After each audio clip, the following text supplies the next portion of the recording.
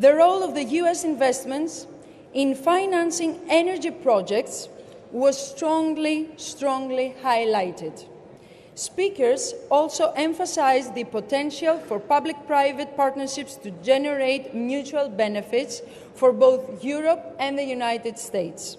In addition, strengthening Europe's energy security through US LNG supplies was a recurring theme. Participants underscored the importance of strategic investments and the continued promotion of sustainable innovation. The conference overall emphasized cooperation, stability, and the need to adapt. The need to adapt to the evolving challenges of the international energy landscape. It is also showcased Greece's position as a pivotal player in advancing transatlantic energy cooperation. As we turn now to today's ministerial discussions, our focus sharpens around two key terms. First, the role of liquefied natural gas, not simply as commodity, but as strategic tool in support of European competitiveness and economic growth. Second, the importance of building energy systems that are secure, smart, and interconnecting. And of course, the sessions will offer a forum for ministers to share national experiences. Before we begin, allow me just to express my deep appreciation to all delegations for their presence. Your commitment to this process reinforces the shared responsibility we hold in building a more reliable energy future. I talk too much. I'm not here to talk. My deep appreciation to all delegations for their presence. Your commitment to this process reinforces the shared responsibility we hold in building a more reliable energy future. I talk too much. I'm not here to talk. So, without further ado, I'm going to invite the Prime Minister of Greece, whose leadership at the national and regional level continues to guide the country's energy track and international partnerships. As the head of Greek government, the Prime Minister's leadership continues to guide Greece's path, strengthening its role as a regional connector, a getaway for diversification, and a trusted partner in European energy cooperation. His address comes at a moment, ladies and gentlemen, of renewed alignment across the transatlantic energy landscape and will help frame the priorities and the principles that underpin today's ministerial deliberations. Please join me in welcoming the Prime Minister of the Hellenic Republic, Mr. Kyriakos Mitsotakis.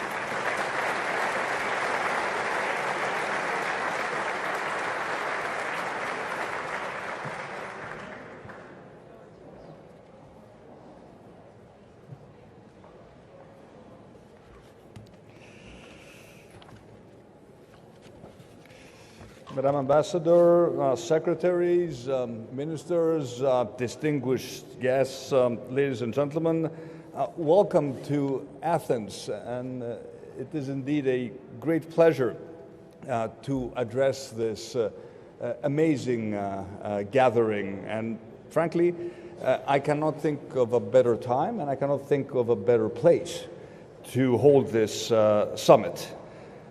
P-TEC is an opportunity, a great opportunity to further strengthen the transatlantic alliance in the field of energy. The United States, Mr. Secretary, is a major energy exporter. Europe is a major energy importer. So the scope of this cooperation is extensive. And the deals that have been signed and will be signed over these 2 days indicate that there is significant substance behind this partnership that we're currently building. But I should point out that this is not just a partnership based on commercial transactions. I think it is also an enduring bond based on a similar set of strategic objectives. We both, Greece and the United States, have a primary responsibility as governments to deliver affordable energy to our citizens and our businesses.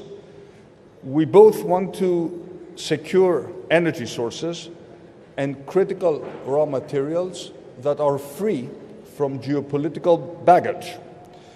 We want vibrant industries, we want fair competition, we want to unleash innovation, we want to develop new technologies, and of course, we do want to reduce emissions, each in our own ways. And over the past 6 years, my country has chartered its own course when it comes to energy. At the beginning of my first term, in 2019, we made a strategic decision, sorry about that, Doug, to shift away from lignite, which used to provide 60% of our electricity. This was not just driven by environmental concerns, it was driven by economics. In our case, lignite was simply too expensive for us. Instead, we did invest in renewables, taking advantage of our superior solar and wind resources. And as anyone who has been on a Greek island in the Aegean knows, the Greek wind is a powerful force that we are harnessing for good purposes. And as a result of these investments, renewables now meet more than 50% of our electricity needs. And for the first time, and I really want to highlight this point, in 2024, Greece became a net electricity exporter. Think of how important this is. Just in 2023, we spent 575 million euros importing electricity. Last year, we earned 122 million euros by exporting it. In other words, in just 1 year, we witnessed a shift of 700 million euros, generating electricity from our own resources to lower costs and improve our trade balance. Meanwhile, we also invested heavily in natural gas to ensure that we have and will have for the foreseeable future predictable baseload power. We have already commissioned 2 ultra-modern gas plants. 1 more is under construction. Several more are being planned. And these days, these gas plants provide the flexibility needed not just for Greece, but for the entire region of Southeast Europe. And of course, we're also investing in our grids. Again, when we came into office in 2019, Greece was roughly investing 400 million euros in our electricity grids. Last year, this number reached 1.5 billion euros. This has improved resilience and has also promoted better energy usage through digitization. And we are midway through a generational 6 billion euro project to connect all our islands to the mainland grid. And this makes so much sense to us, economically, environmentally, in terms of reliability. Our largest island, Crete, my home island, has just been interconnected to the grid. This is saving us a lot of money. And as we are developing our grids, we're also strengthening storage with batteries, with pumped hydro, in order to develop the maximum flexibility possible. And of course, we also want to be on the front line of exploring new technologies, especially carbon capture and storage and hydrogen. And of course, given the fact that we are a stable provider of low-cost energy, we are also attracting significant interest in investments in data centers, enabled again by a strong and predictable energy offering. So this is a multi-layered transformation that explores all opportunities. And since coming into office, and especially since 2022, we have supercharged our exploration program for hydrocarbons. And we were incredibly pleased, and I would like to personally congratulate our Minister for Energy and the Environment, Mr. Stavros Papastavrou, for the great work he has put in reaching this agreement. We're very happy that we have signed the agreement between ExxonMobil, Hellenic Energy and Energean. Why is this important? We are on track to have the first exploration well drilled in Greece in 40 years. We are doing the sensible thing. We're exploring our own areas because we know that Europe will need natural gas for many, many years to come. After all, we have made a strategic bet on natural gas, and step by step, we have built a web of assets to strengthen not just Greek, but regional gas security. Just think of what has happened over the past years. It was very nicely portrayed on this beautiful digital map we saw a few minutes ago. We have inaugurated the Transatlantic pipeline, the interconnector between Greece and Bulgaria, which provided Bulgaria with critical gas supply during a very, very difficult time for the country. The FSRU in Alexandroupolis, just a few days ago, we commenced operations on a major compressor station in Komotini to boost our export capacity. So we have become a provider of energy security for the entire southeastern European region. And as a result of all these investments, which we're now in the process of amortizing, we have become a major transit country for natural gas. If you look at the numbers 5-6 years ago, in 2020, we were merely a destination for gas. We were just a footnote on the energy, in the energy corner of Europe. At the time, we were simply importing 6 BCM of gas. We were exporting almost nothing. Gas was coming in to cover our own primarily electricity generation needs. If you look at 2024, we witness a completely different picture. Inflows exceeded 17 billion cubic meters. Outflows reached nearly 11 billion cubic meters. In other words, most of the gas that now comes into Greece does not stay in Greece. It is sent to third countries. And we will continue to invest in our gas infrastructure to play this important regional role, hence the tremendous importance of the vertical gas corridor, and we're very happy that new deals will be announced. It makes just so much sense for the United States to look at Greece as an entry point for American gas to serve the energy needs of an entire region. And I'm very happy that we're making this vision a concrete reality. As you know, we've made a historic decision to phase out Russian gas. And our region, southeastern Europe, is the last corner of Europe that still imports Russian pipeline gas, but this is not going to continue. So this ban on Russian gas essentially presents a major opportunity to redraw the complete energy map of southeastern Europe. But let me be clear, and I'm here addressing both secretaries. I think this ban must be enforced, and this is also a message to my European counterparts. We cannot have Russian gas getting into Europe through the back door via Turkey. Otherwise, all these initiatives essentially will be in vain. So we stand absolutely ready to assist in this effort through the vertical corridor with American LNG coming to Greece and then north towards Bulgaria, Romania, Moldova, Ukraine, Hungary, and Slovakia. Let me repeat it. Greece is the natural entry point for US LNG to replace Russian gas in the region. So these are the elements of our energy policy. We are focused on developing our own resources, on building our own infrastructure, and of course on helping our neighbors and playing a leadership role in the Balkans and southeastern Europe. Let me just conclude with some very brief thoughts on Europe's energy strategy, which is a topic that we recently discussed at the European Council and was also discussed at the level of the ministerial gathering a few days ago. My approach when it comes to the energy transition is very, very clear. We need an energy transition that is cost effective.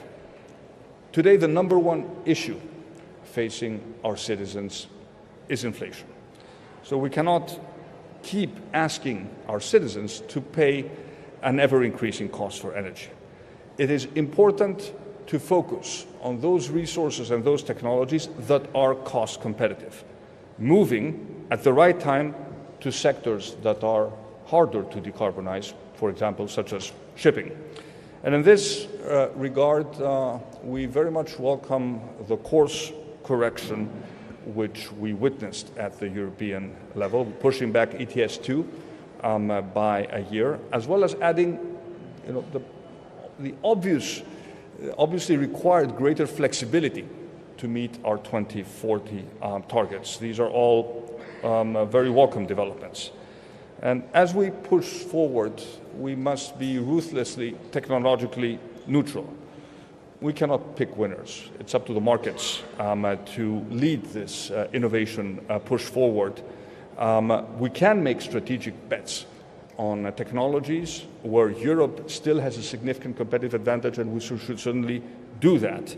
But within Europe, we must also strive to complete the internal energy market. The price disparities that unfortunately we still see across Europe are unjust, but they're also economically wasteful. But most importantly, they are politically unsustainable. So we need to do better to create a true single European market that will benefit all European citizens. And finally, we must put our energy policy within a broader strategic framework, ensuring not just energy security, but employment, social cohesion, security of supply, industrial vibrancy, and strategic autonomy. Now more than ever, energy is essentially intertwined with geopolitics and geoeconomics. And this is why this meeting has been so important, because it translates what is essentially a strategic vision into a business reality. So let me conclude by saying that this meeting is also important in another respect. It symbolizes the enduring bonds between Greece and the United States. And when I look at what has transpired over these past few days, when I see the high-level delegation, Madam Ambassador, the maximum number of American officials ever present in Greece, this is a very impressive start to your presence here in Greece. So all this is evidence that our relationship is getting so much stronger and deeper every year. So we have so much that we can accomplish together. And I'm sure that when we set ambitious targets, we can all work towards achieving them. Let me welcome you again to Athens and wish you all the best in your deliberations. Thank you very much.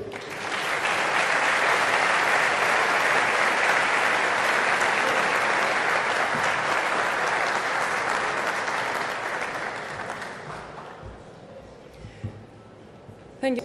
In addition, strengthening Europe's energy security through US LNG supplies was a recurring theme.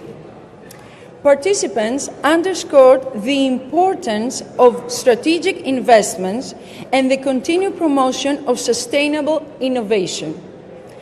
The conference overall emphasized cooperation, stability, and the need to adapt. The need to adapt to the evolving challenges of the international energy landscape.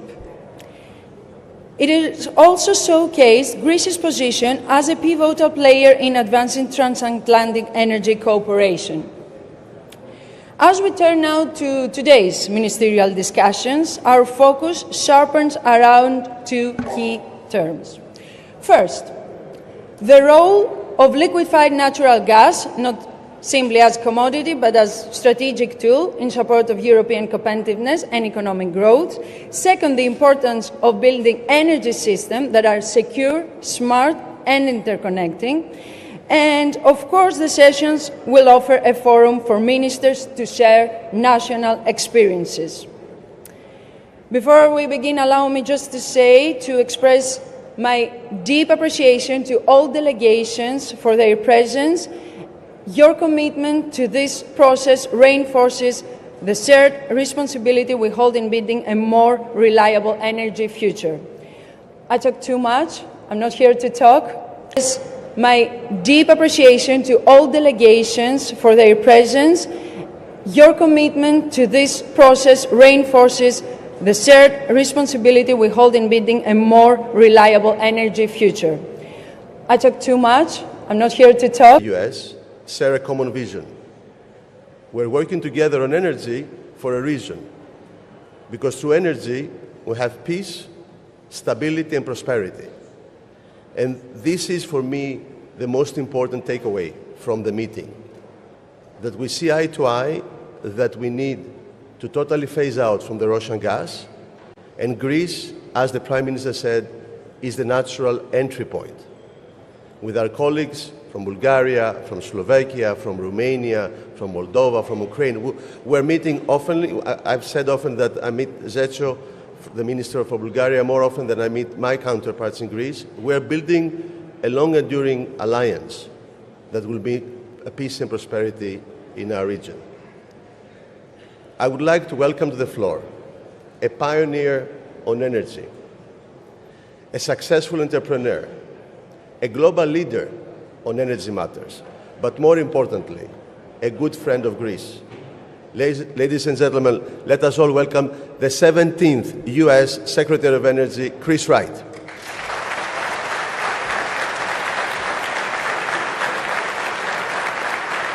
Thank you. Honored to be here today. I want to start by thanking Prime Minister Mitsotakis, not just for convening this conference, but his fabulous leadership at Greece and bringing our nations closer together again. To my colleague and friend, the Energy Minister Papastavroou, and all of the Greeks that have hosted us in such fantastic fashion, not just the people in the government, but the population. It is wonderful and warm to be here, and for everyone else who traveled from far and wide to talk about energy. So 1 year and 2 days ago, President Trump was elected by a fair margin in the United States, and he was elected on a very simple platform: prosperity at home, peace abroad. Hard to believe that could be controversial. President Trump understood very clearly that the common theme, how do you achieve prosperity at home and peace abroad, central to that agenda is energy. Central to that agenda is energy. If you have low-cost, abundant, affordable energy, you enable tremendous economic opportunities. You raise people's standard of living simply by lowering their bills. President Trump was elected, and this platform resonated with the American people because his predecessor had a very different idea. He didn't think energy was all that important. In fact, he thought it was trumped by other issues, and I'll get back to those later. But in the end, of course, his predecessor was trumped by President Trump, who brought common sense, pro-energy policies back to our country. All of my life, America has aspired to be energy independent, meaning that we're going to produce more energy than we consume. All of my life, that was a mission. Politicians said it. They never did much about it, and we continued to grow as a net importer. 20 years ago, we were by far the world's largest net importer of oil and by far and away the world's largest net importer of natural gas. Just 20 years ago. Here we are today as by far and away the world's largest producer of oil and by far and away the world's largest net exporter of natural gas. President Trump saw that if we can amplify this, not only the benefit of Americans, prosperity at home, but if we can use our immense energy resources to support our allies and allow them to get off energy dependence from foes or bad actors in the world and build stronger alliances, build infrastructure together, that was the road to a more peaceful world. You've seen the impacts of this in Asia, in the Middle East. But maybe The worst crisis we all face today, by a fair margin, is this savage war in Ukraine. Russia invaded Ukraine and thought, we'll get away with it. We'll get away with it. They won't push back. We're the largest supplier of natural gas to Europe by far. We're the largest supplier of oil to Europe. We're the largest supplier of coal. Europe depends on our energy resources. They won't risk that by responding to our invasion of Ukraine. And God bless the nations of Europe who stood up and said, no, we're not going to take this. No, we're not going to take this. Yes, we have dependencies, but we are starting today, the day of the invasion, to address those dependencies and stand strong and stand against the invasion. This took boldness. This took leadership. I commend it. It's also brought the nations of Europe together and strengthened the relationship with the United States and NATO, that together, militarily, we will stand strong, and together we will marshal energy resources to completely displace Russian energy out of Europe. Russian oil, Russian natural gas, Russian coal, Russian uranium. Everyone sees today you cannot count on Russia as a supplier of anything that's important to you. We know the murderous ravages of the war, and I don't even want to talk about them. I get emotional just thinking about what's happened to this country of Ukraine. But let me give you one other impact of that war that you don't hear much about. Because of that dependence on Russian energy, when the invasion happened, Russian energy flows, they didn't stop into Europe, but they slowed down. The Nord Stream pipelines were shut in. Still a fair amount of energy flowed in, but a reduced amount. What was the impact of that? Of course, it led to a dramatic price rise of energy in Europe. People complained about that. It caused economic pain. But let me talk about the human toll. Every year, far more people die in the winters than die in the summers. It's just a simple fact of human physiology. 5 or 10 times more people die of the cold than die of the heat. Even in Africa, several times more people die of the cold than die of the heat. So with the Russian invasion of Ukraine, the price of natural gas, of course, went up. The price of coal went up. The price of wood, the price of all energy sources, they're all linked, went up. The first winter, not the winter the war started, the following winter, the winter of 22-23, there were more than 60,000 additional deaths across Europe simply from freezing to death, just from mortality statistics. It was a warmer than average winter, but the mortality rate in that winter outside of Ukraine, so unrelated to the combat, 60,000 excess deaths. Because when you make energy more expensive, heating more expensive, low-income people don't heat their homes as much in the wintertime. And if you're elderly and in poor health, this leads to death. 60,000 innocent, unrelated to the war Europeans died that next winter because of high energy prices and because of a historical dependence on Russia.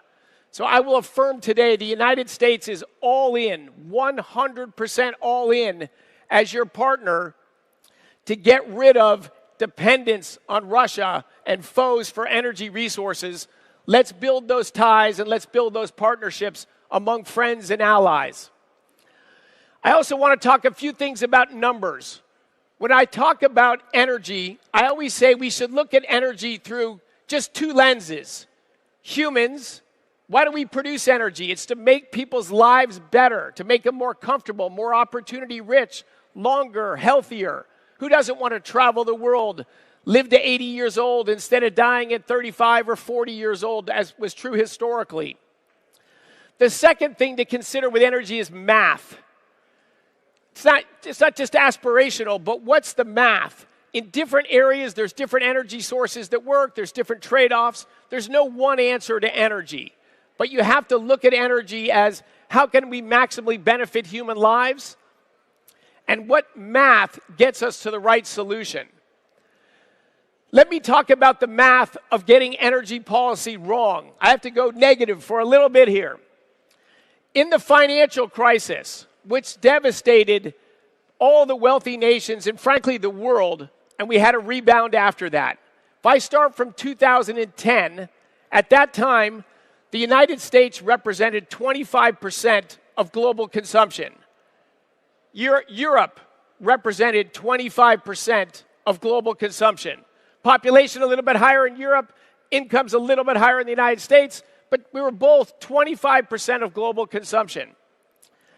After the financial crisis, the American shale revolution, technologies had started before then, it was starting to hit critical mass and really took off under President Trump's first term. This exploded American energy production, pushed our prices down. So 14 years later, the United States represented 28% of total global consumption, not of energy, but of goods, of wealth overall. Europe had gone down to 18%. So just a dramatic divergence after the financial crisis. We could argue a lot of reasons for that, but I think the biggest reason by far was just a change in energy policy. The U.S. had an explosion of production. We had prices naturally going down. We started to reindustrialize our country.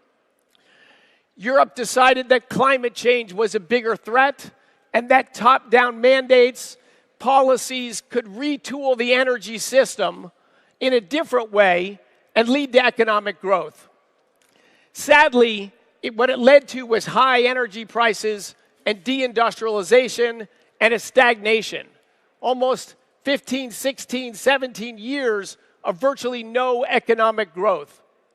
The United States is here to say, let's work as partners to bring prosperity on both sides of the Atlantic, re-energize growth, rekindle our close ties together.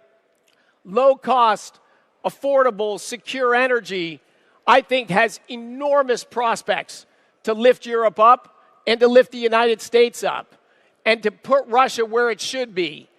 Hopefully a country eventually will reform and eventually will rejoin the nations, civilized nations of the world. But it's a long way away from that today. It's a long way away from that today. The road forward is to move the jobs that the United States did this to some level as well. When we make energy expensive in our own countries, we don't reduce the need for energy-intensive goods. We just move where they're manufactured. I'll use Germany as one example. Germany spent several hundred billion euros to retool its energy system. It's Energiewende. What was the result of that? Several $100 billion, and Germany more than doubled their price of electricity. The capacity of their grid was more than doubled, but yet the production of electricity declined 20%. If you make energy expensive and less reliable, industry can't exist there, and these awesome industrial powerhouse that Germany was, and I believe will be again, of course, that culture, that engineering, that know-how, that success that drove Germany to where it is, needs to be re-energized. Too much of that industry got pushed overseas to Asia. Did it have the great climate benefits we sacrificed for?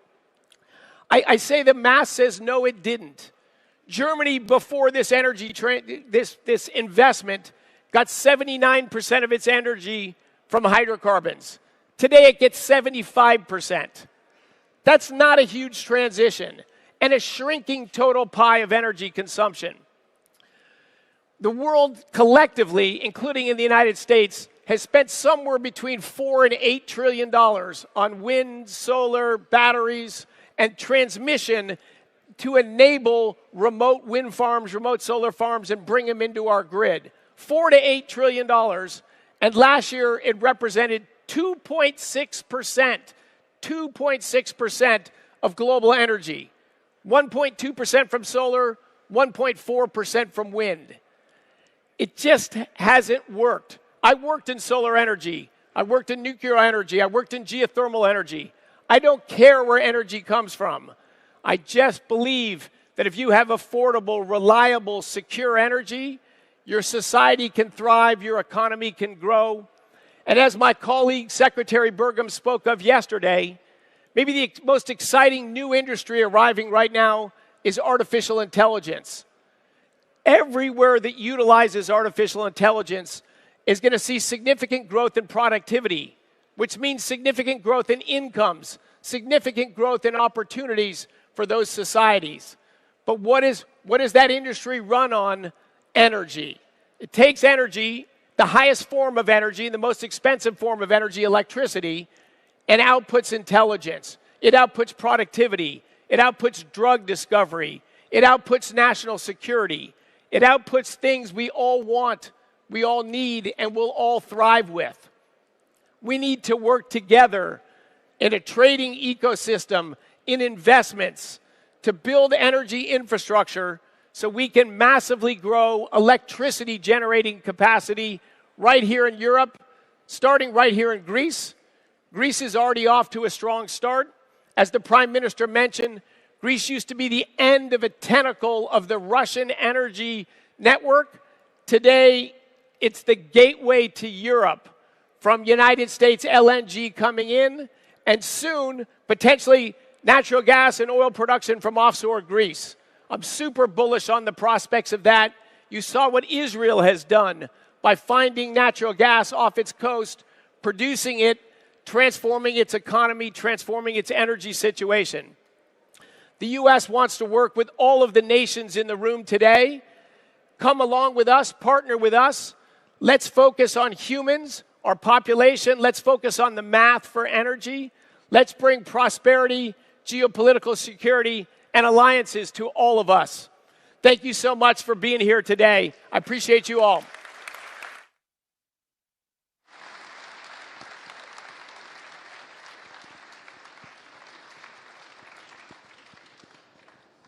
Thank you, Senator. Thank you, Secretary. Thank you, Secretary. Thank you, Minister Papastavrou. We have a few stage changes because we have some surprises to come. You're not ready for that. So I grab the microphone. I pretend to be an American. So, ladies and gentlemen, as the Ministerial Day unfolds, our first plenary session turns the spotlight on one of the most decisive elements in today's energy equation, the role of liquefied natural gas, aka LNG, in enhancing regional competitiveness and market flexibility. So, this session that is about to begin will explore how investments in terminals, storage, transport networks, and supply chains are reshaping market dynamics, supporting industrial growth, and fostering opportunities for regional cooperation and competitiveness. The moderation of this panel is going to be a good friend and a colleague of mine, journalist and anchorman in Star Channel, Mr. George Evianidis. George, the floor is yours.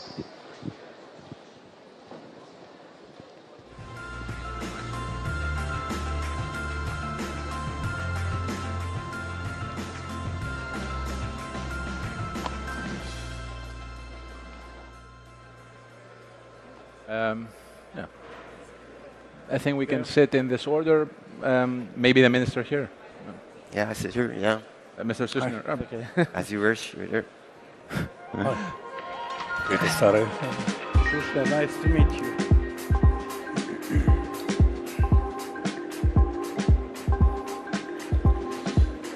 Neighbors once again. Yeah.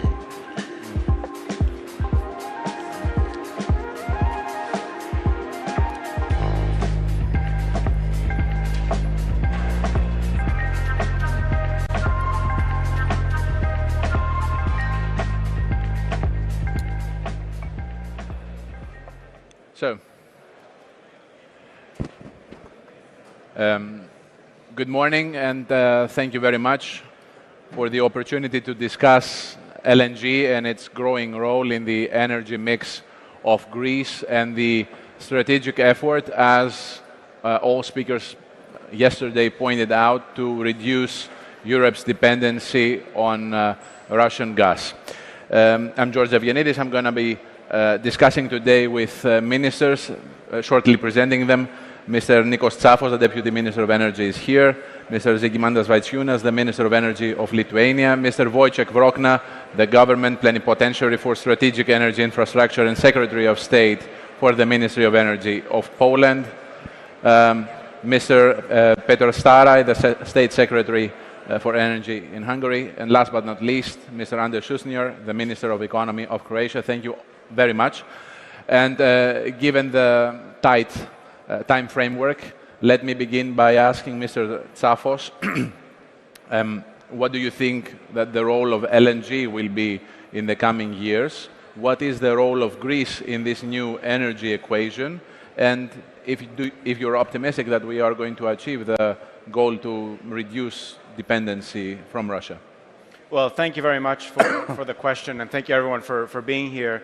You know, as you have been hearing over the last day and a half, you know, this region of ours is at a turning point.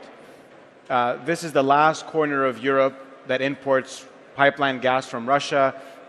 3, 4, 5 years ago, Russian gas came in through various routes. Over the years, all these routes have been reduced to zero. This is the last remaining corner of Europe that imports Russian gas. So as the EU has made a strategic decision to completely phase out Russian gas, this region is going to change. And we see this as a tremendous opportunity. Why? Because as Russian gas goes away, something must take its place. And we think that something is going to be natural gas from other sources, primarily shipped as liquefied natural gas. And it will come into the entry point of one of our countries. It's going to come either from Greece, it's going to come from Croatia, it's going to come from Poland, depending on where you're going. So we see this as an incredible opportunity, and we think there are 3 things that you need to do to make this work. One, the physical infrastructure. Greece has been investing in this. We have the FSRU in Alexandroupolis. We have the IGB pipeline with Bulgaria. We just recently invested and launched a compression station in Komotini. We have to keep upgrading this infrastructure so that it can physically do what we need it to do. The second thing is we need to have an attractive commercial product. The price needs to make sense, and we need to offer the shippers, the companies that want to move gas, a product that they can find competitive and attractive. That's an ongoing process between the different transmission system operators, between the different pipeline operators to make this product competitive. And the last ingredient is strict enforcement on the ban on Russian gas. Because if this is a ban that is in name only, we're not going to be able to succeed to make this vision a reality.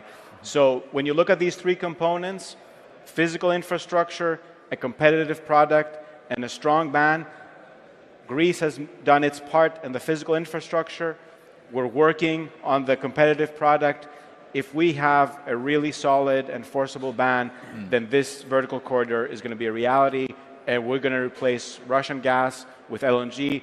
And given the reality of the market, most of this LNG is going to come from the United States. Thank you, Mr. Tsafos.